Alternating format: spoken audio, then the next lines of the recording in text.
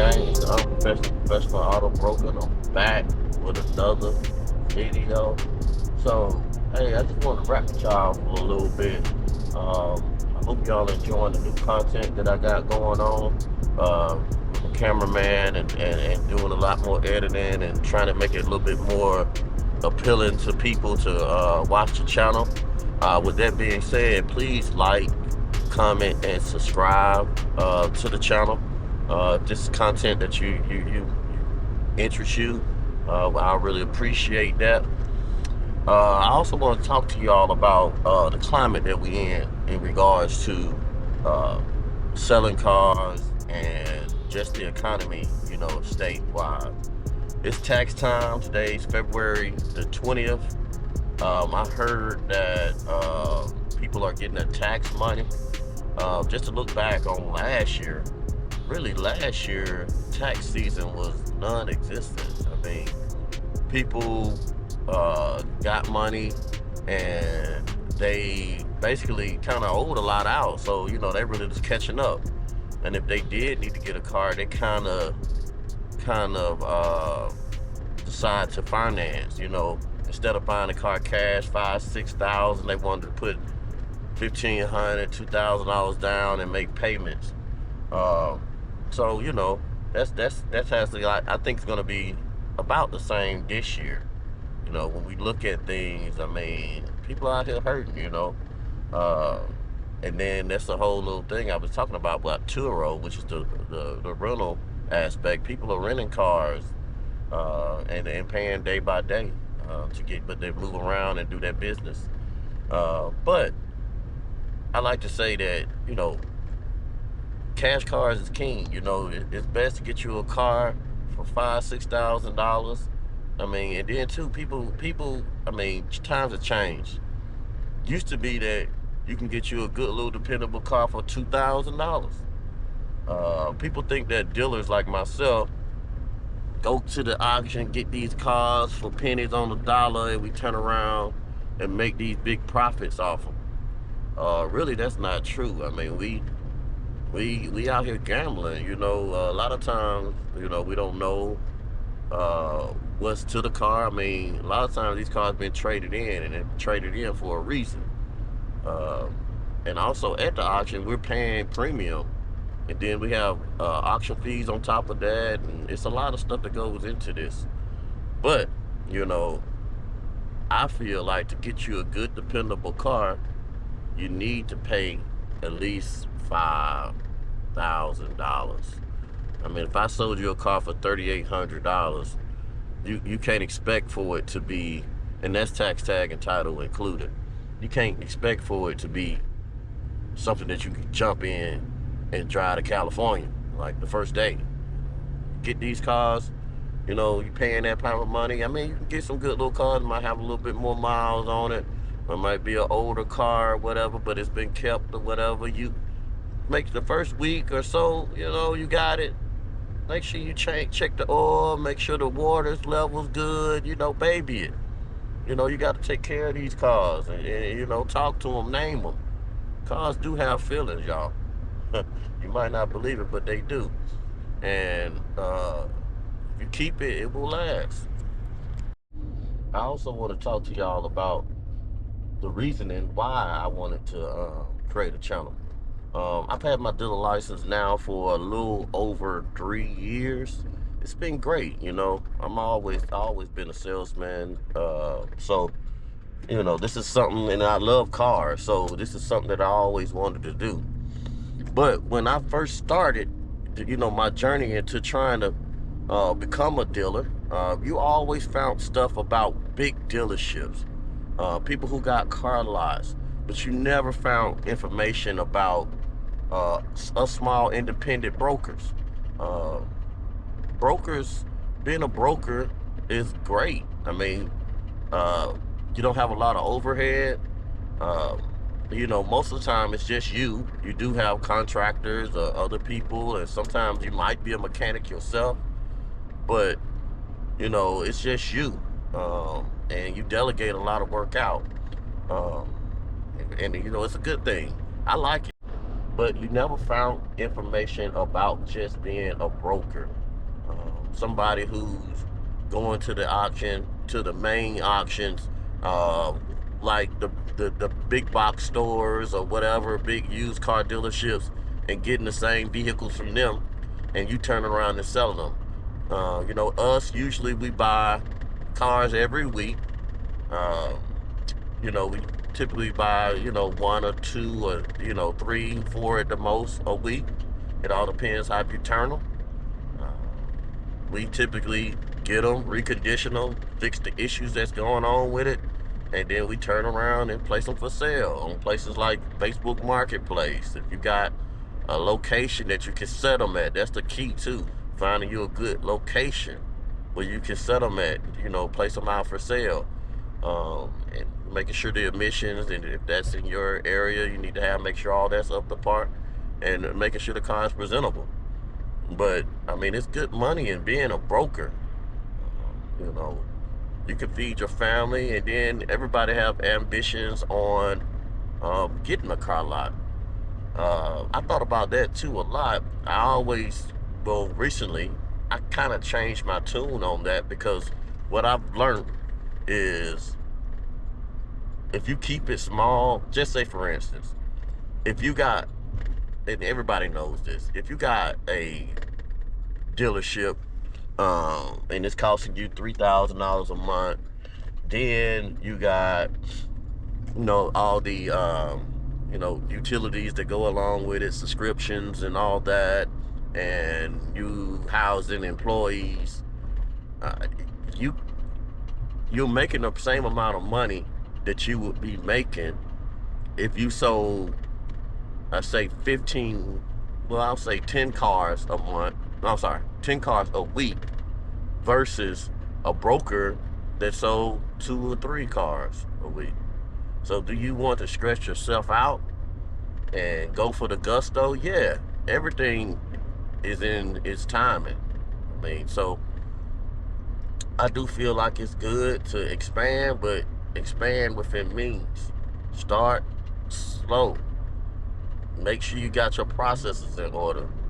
Understand how you making money. I mean, you have money coming in, but do you have an understanding of what's going out and what you actually are making, you know, off that one particular car? And, you know, it's a lot of software and all that can help you with that. But, you know, main thing I'm go back to is, that's why I wanted to create this channel for y'all, gang. I wanted to be able to show y'all the life of a auto broker in Atlanta. So we headed to the auction today. I got my trailer on the back. We're gonna see what's to it today. All right, gang. This a little bit behind the scenes video. Your boy has picked up the car. This is a Turo car, right? So this is just kind of candid on how this thing works. I got it back here for maintenance. So I changed the oil in it, got everything right, copacetic.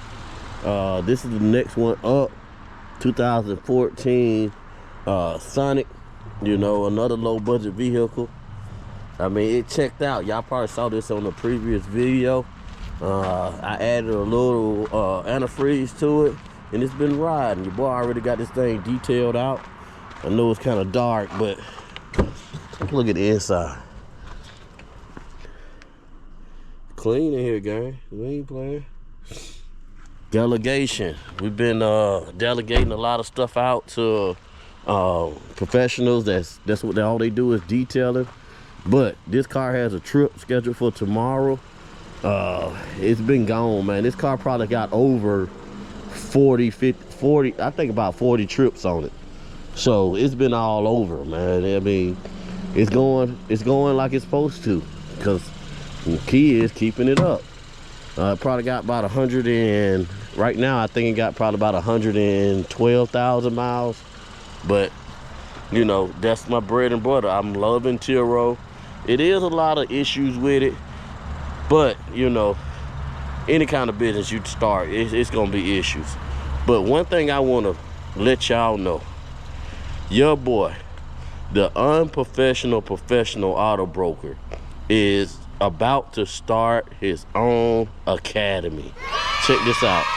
A lot of people have been asking me about it. You know, like, hey, how you do such and such and such?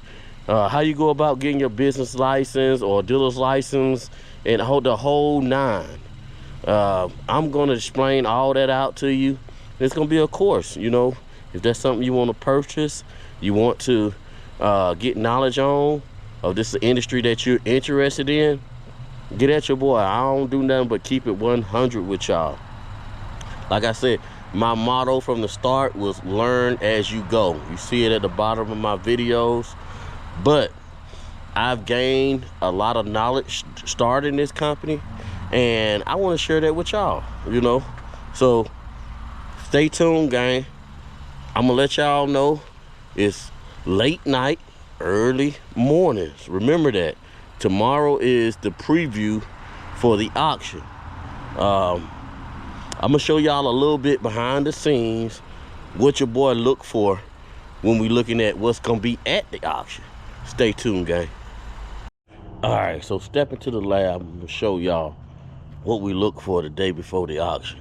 Now, never mind my mess in here, you know. And also, I just want to let you know, a lot of times your boy got allergies, man. I got allergies bad, and it's bothering me now. But I'm gonna show you what your boy look for. Okay, it's a preview day coming up tomorrow at the auction. And check this out, gang. I'm gonna pull it up for y'all. Okay, I don't know if y'all can see this, but what this is considered is a run list. This gonna show you all the cars that's gonna be at the upcoming auction. Tomorrow is the preview, but you're able to go through here and make a mental note by making a wish list of vehicles that you want to make sure you take a look at that particular auction. I mean, we got, and see another thing too, gang. I know y'all want to see a lot of new cars or whatever, but that ain't what your boy is focused on, man. I'm sorry. I'm not at the point. I will get there one time, but I'm not at the point where I'm buying cars that cost $10,000, $20,000, $30,000 cars. I try to watch out and show y'all some because I know that's what y'all want to see. But at this point, you're seeing cars that I can sell as a broker at this particular industry.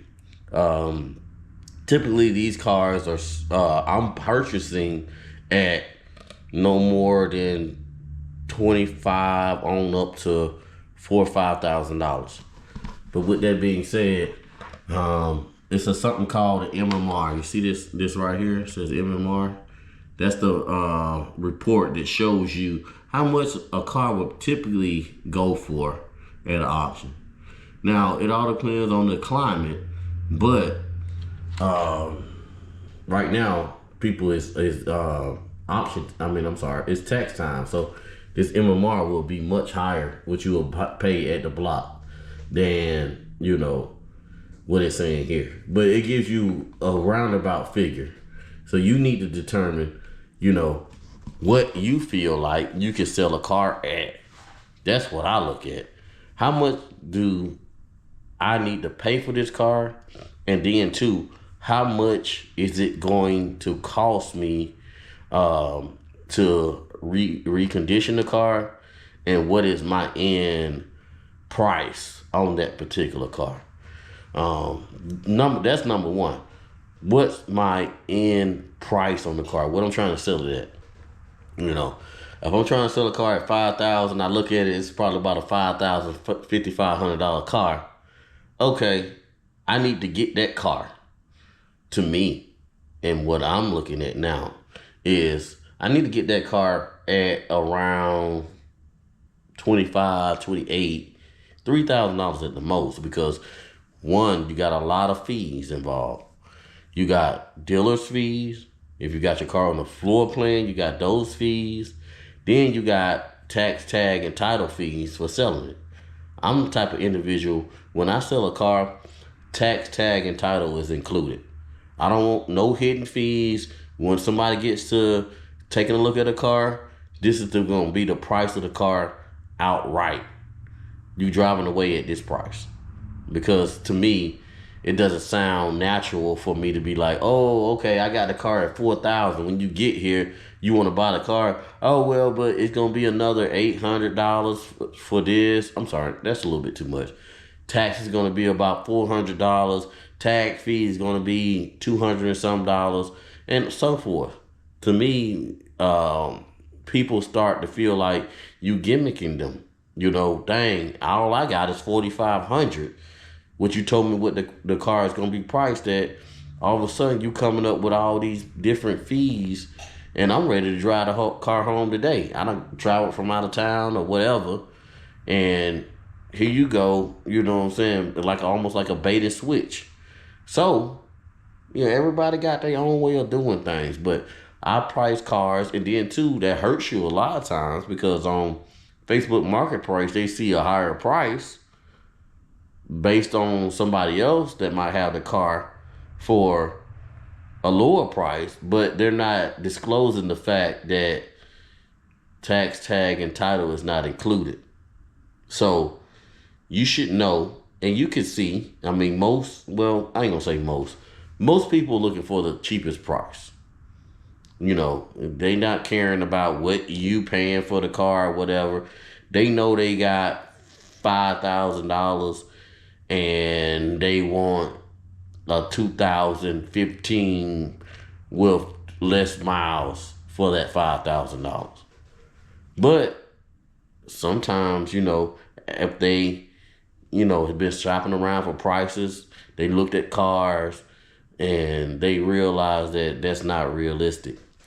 But yeah, so your boy goes through here and go back to this and goes through all these cars and see which ones that sounds like it'll be beneficial for me and that I can sell at, you know. And it tells me the run number that the car is going to be at, the MMR, and we go from there. But a lot of this probably will be blurred out, but you'll see what I'm talking about. And then what I do is I will go ahead and copy all the cars. So when I get to the auctions, I'm already organized on which cars I'm going to look at. You know, I'm not going to waste my time just looking at cars when I know that's something that I can't sell. You know, it's a demographic for everything. So I have my list. I have my run number. Different auctions are different, but I'm gonna let y'all know in the morning what we going to go after.